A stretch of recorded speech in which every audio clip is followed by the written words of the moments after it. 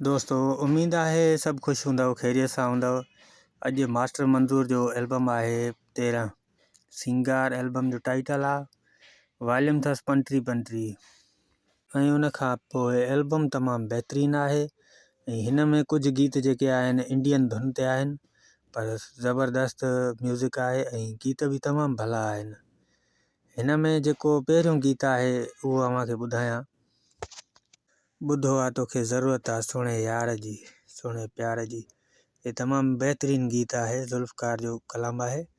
Album तमामु बहितरीनु आहे ऐं दोस्तनि जा कमेंट्स आहिनि, कमेंट शामिलु कयूं। उन खां बाद एल्बम जे बारे में ॿुधाईंदासीं। सिलेक्शन कार एल्बम जो आहे वहीद हिकिड़ो।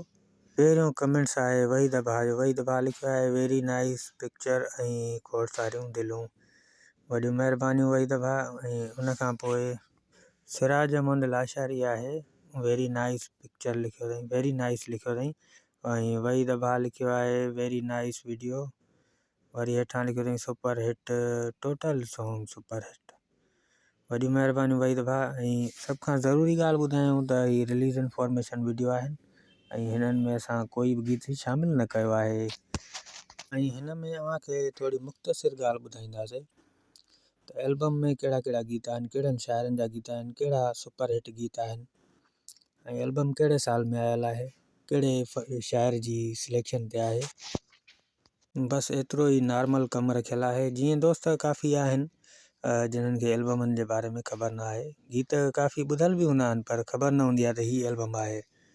ऐं काफ़ी दोस्त यूट्यूब ते बि ॻोल्हींदा आहिनि हाणे असांजो हीअ गीत ॿुधल आहे, हाणे इहो गीत कीअं ॻोल्हियूं या कहिड़े हिसाब सां कहिड़ो एल्बम आहे।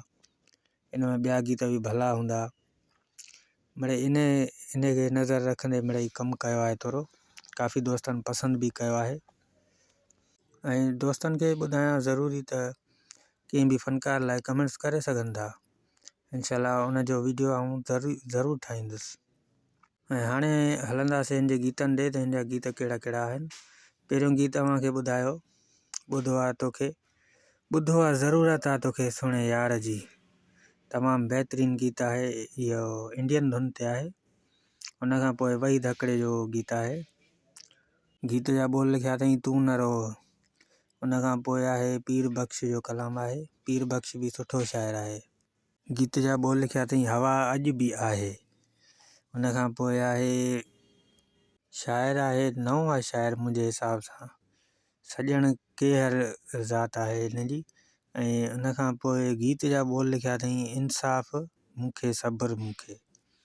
उन खां पोइ ॿियो गीत आहे, ही बि शाइर नओं आहे, सुधीर नालो अथसि, सुधीर तमामु बहितरीनु शाइर आहे, शाइरी सुठी लिखी अथई। ध्यार थियण जी तोखे आहे ज़रूरत।